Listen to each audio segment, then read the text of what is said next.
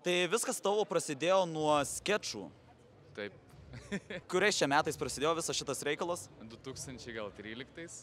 Kodėl sugalvojai kurti skečus? Gal pats aktorius esi? Ne, niekados nenorėjau būti aktoriu. Norėjau romantinį filmą daryti. Jaučiau, kad su viduje labai didelis romantikas. Kažkaip nebuvau linkęs į komediją, bet su draugais susėjom. Kažkaip taip gavosi. O nenorėjai pabandyti kurti trumpametražių filmų ir juos siųsti į festivalius? Žinoma, gal yra tas noras sukurti kažką faino, skečas irgi toks yra principas, kaip trumpametražio filmo, iki 8-10 minučių, bet aš nesu kažkoks režisierius, negaliu padaryti nuostabių produktų. Nemanau, čia ne mano sritis turbūt šitą. Šiuo metu vis dar turi nejuokingą pokalbinį. Sakei, man atrodo, prieš, nežinau, per pirmas 90 ar kiek tu tenais šitų serijų, kad viskas jau pasibaigs, bet vis dar nepasibaigė.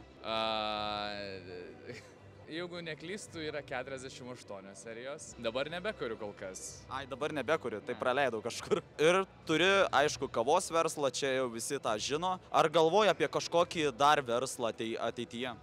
Yra minčių, bet nenoriu pasakoti daug dalykų. Turiu minčių, bet aš nesu verslininkas, man nesiseka versle. Bandyti yra smagu, bankrutuoti irgi. Ai, tai tu net nesakyk, kad bankrutavai, nesakyk. Ne, viskas gerai.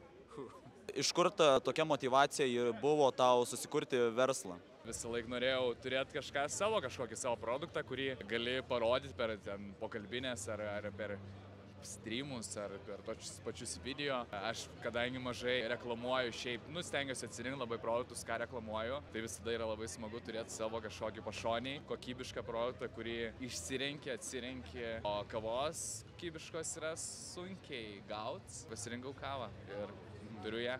Tu gaudavai pasiūlymų reklamų iš lažybų punktų. Kodėl jų atsisakydavai? Nes lažybos čiulpė. Jo, nebenoriu loš.lt. Vieninteliai rėmėjai mūsų.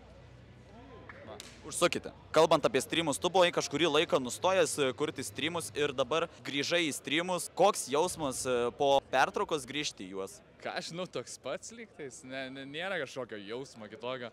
Grįžti su naujom idėjom, grįžti galbūt kitoks. Nežinau, svarbiausia, kad pačiam būtų gerai ir jaustumės teisingų kelių būdamas. Manau, kad toks atsakymas turėtų būti. Dar taip pat kalbant apie skečus, ar tavo mergina nepyksta dėl skečų kūrimo ir panašiai, nes tu su ją kuri?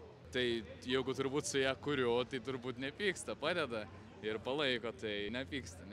Mes pykstamės, yra dėl ko pykti santykiuose, normalu. Malonu, ačiū, sėkmės tau šiandien. Ačiū. Malonu.